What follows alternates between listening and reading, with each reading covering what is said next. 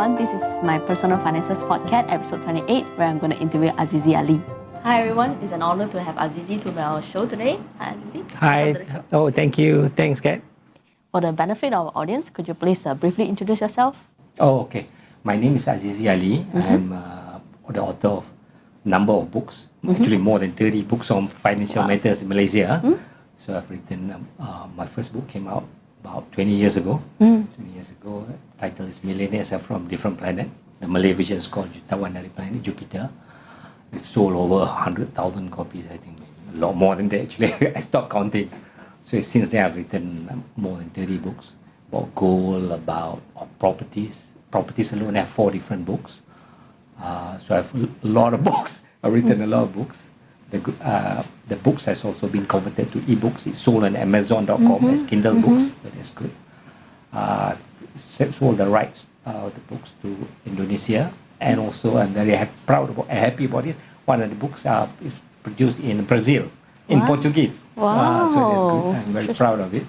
I don't make a lot of money from it, but I'm proud. That's all right. Yeah.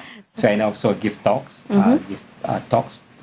public talks where they pay to come. And also organizations hire me to speak either to their staff or to their clients. So I've been doing this 20 years now. It's a long time. Very, very interesting. Yeah. 1 out of 3 Malaysian working adults say that they have difficulties raising 1,000 ringgit for emergencies. What do you think are the top reasons behind this? Oh, it's shocking, isn't it? They can't even get 1,000 ringgit. Yeah. Wow. I think probably maybe more than 1/3, maybe more like half. Probably. Anyway, a few different reasons. I think the first and foremost reason is I think the lack of financial awareness. What I mean by that is that they don't realize the significance, the importance of financial planning. Money matters in their lives. I know this because I was one of them before. So money is important, but you did not realize how important it is. It's just one of those things. So as a result, for example, the school system, especially during my time, it was not taught in school. So the teachers doesn't teach you. Even if you go to university, the university don't teach you. Your employer, So and most parents, they can't teach you about money matters because they themselves don't know how they're going to teach you. So as a result of that, most of us do not realize how important is money. I'm not saying it's the most important thing in life. It's not. There are more important things. Happiness, peace of mind are more important. But at the same time, it's very, very critical. So because of this, I think this is a main reason. Of course, the second reason is lack of financial knowledge, which results from, like I say, it's not taught in school, not taught in universities, and even if you study to become an accountant, you become very good at counting other people's money, not your own. Not your own. So as a result, most of us, I've stopped being, because I've been doing this a long time. So a lot of people ask me a question in the beginning days. I used to get shocked the question they asked me because it was so basic, so basic. In fact, as example, just a couple of days ago, one guy wrote email or rather at Facebook PM me. He was saying, I want to save 35% of my income. How do I do that? He got the figure of 35%, but how is he going to save 35%? He doesn't know how to do it. So it's just very basic, and they don't know this. So I've stopped being surprised a long time ago, which is not good. Okay, so these are the top 2 reasons. Top 2 reasons, and the other thing is, I suppose, lack of desire. Some people, some people, different, lack of motivation. Different people want different things in life, which is no shame. Some of us want to become very, very rich. Some of us, it's just one of those things, and that's fine. We all have different goals in life, but unfortunately, many of these people who lack financial knowledge, lack financial awareness, they will pay a high price when they turn 40 or 50. Very sad, very tragic. I hope it doesn't happen. I think I understand the authorities, the government are taking steps to correct the situation. Better late than never. Yeah. What has your role been as an author, speaker, and money coach in improving financial literacy of Malaysians? Actually, Kat, you just mentioned the answer just now. The answer is in your question. That's what I've been doing for the past 20 years. I started by writing books about it. In the beginning, all I wanted to do was share my knowledge about money matters, because at the time because I educated myself on money matters, but I discovered that quite a number of my very close friends, they are in the dark about money matters.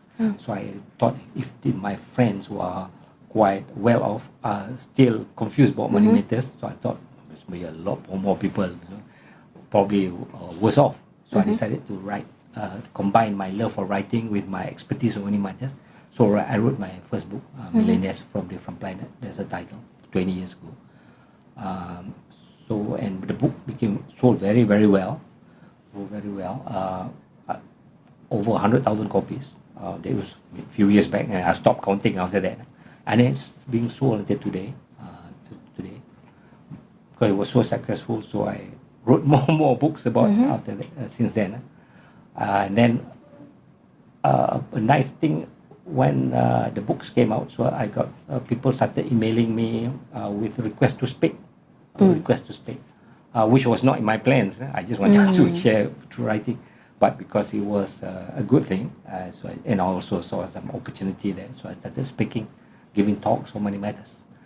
And so basically the role has been writing books, giving talks, public seminars, private talks as well. And of course, I'm a chartered financial consultant at CHFC, and also 3 years back I completed the IFP, Islamic Financial Planner program. So I'm both CHFC and IFP, but I don't practice. I know what a bit unusual for my own personal growth.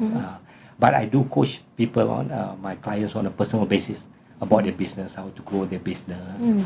Of course, about investments, how to make better investments, how to make more money faster, legally, of course. I've been doing that for 20 years. It's been great. In fact, so good, I think I'll continue doing it for the next 20. Yeah, of course. What are your upcoming plans and roadmap to improve financial literacy of Malaysians? Pretty much the same thing for the past 20 years. Write more books on money matters, give more talks, make in a grander way. Lately, I've been very engrossed and enthralled by the concept of Bitcoin and cryptocurrencies. I've written a book about it, Rahsia Bitcoin, the Malay version first. So I can see myself giving more talks and more education about Bitcoin and cryptocurrency as a whole, because not only is a new product, but it's a whole new asset class, and a lot of people, including people in the finance industry, know very little about it. Most don't know anything about it. No clue about it. They know a little, but probably the wrong little. So I can see myself speaking more and more about it in the coming days. Very exciting. Very exciting. So what is your advice for a Malaysian individual and household in improving their financial situation?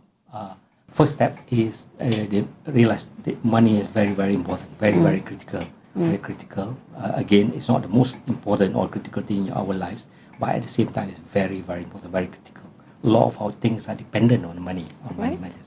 So to realize the critical importance of money, to take steps to learn about it, and learn about personal finance first. Before you start investing, how to manage your money, correct. How to save money. I know it sounds boring, but it's you must save first. If not, where are you going to get the money to invest? You must save first. You must learn about reserve fund. You must learn about insurance first. Once all these are in place, then only you start thinking about investment. Get the knowledge first, and then do it in order.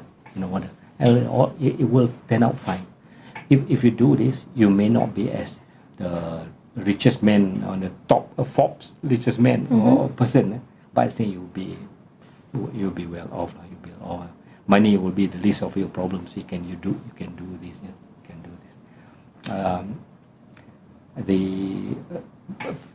One of the things, and some things people say it sounds so good. For example, almost everyone you meet will tell you, "Oh, we never stop learning." I'm sure everybody tells you, "You never stop learning. Stop learning." I've been hearing it for the past 50 years. But the problem is, most people, they just say it, but they don't do it. They don't do it. I actually do it. I did the IFP program 3 years back. So I went to college at the age of 55 to do this. I was the oldest guy in the class. So it was something new. Normally I'm the youngest, but this was the first time in my life I was the oldest guy in the class. So I actually do it. I actually don't stop learning. I can see myself 2-3 years down the road. I'll attend some short courses or something, to increase my knowledge, my understanding of everything. So get a financial awareness. 2, educate yourself. Money matters. Very important. Take action. Take action. You can read a lot of books, 20 books, 100 books. But if you don't take action, nothing will happen. You become what I call you become a walking encyclopedia. You know everything, you know a lot, but you don't become wealthier. Then what's the point? What's the point? The whole point is so that get the education, knowledge, take action to improve our life, our family's life, children, parents, people around us. But if anything, I think one thing, raise your standards. Raise the standards. They will be a good start. Raise your standards. Very, very good advice. Thank you. So what is the one big audacious habit or goal that you want the audience to take action now? Okay. Yeah. Everybody wants to live with a magic sentence that will solve all their problems. Very few things in life works like that. I get. However, I can live. I mentioned this earlier, but if one thing you can do that will improve your life very fast, at the same time leave a long-lasting legacy kind of thing, is to raise your standards. Raise your standard by at least 10%, 20%, whatever you do, raise it. Raise your standards. You can see immediate benefits, and that's all. It will also set you on the long-term, to your long-term goal. Raise your standards. Great. It's time for the random question game now. Okay, Go ahead and press the first button. Okay, I'll press the first one. Yeah.